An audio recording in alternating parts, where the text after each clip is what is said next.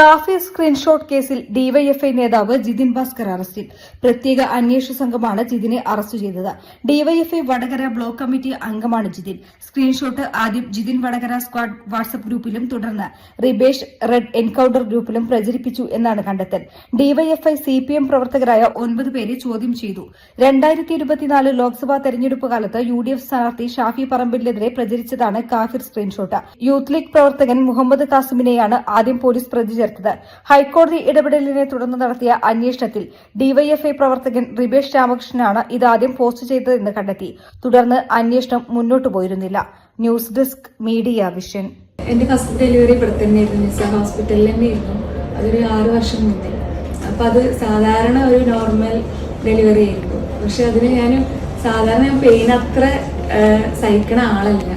അപ്പോൾ അത് കാരണം ഭയങ്കര ബുദ്ധിമുട്ടായിരുന്നു എനിക്ക് ഫസ്റ്റ് ഡെലിവറി.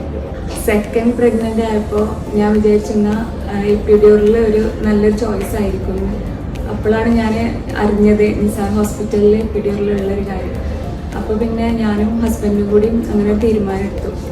ഞാൻ എടുത്ത തീരുമാനം വളരെ കറക്റ്റായിരുന്നു എന്ന് എനിക്ക് പിന്നെ എൻ്റെ ഡെലിവറി കഴിഞ്ഞപ്പോൾ തോന്നി. കാരണം ഞാൻ ഒന്നും അറിഞ്ഞില്ല. ആദ്യത്തെ എൻ്റെ ഡെലിവറി ഞാൻ ഒരുപാട് പെയിന് സഹിച്ചിരുന്നു. പക്ഷെ ഇപ്പോഴത്തെ എൻ്റെ ഡെലിവറി ഞാൻ ഒന്നും അറിഞ്ഞിട്ടുണ്ടായിരുന്നില്ല.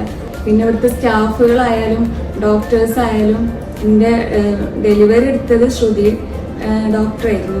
ശ്രുതി ഡോക്ടർ ഒരുപാട് നന്നായിട്ട് കോപ്പറേറ്റ് ചെയ്തിരുന്നു എന്നോട്. എന്നെ പോലെ തീരെ പെയിന് സഹിക്കാൻ പറ്റാത്ത ആൾക്കാരാണെന്നുണ്ടെങ്കിൽ എപ്പിഡ്യൂറലാണ് അവർക്ക് ഏറ്റവും നല്ല ചോയ്സ്.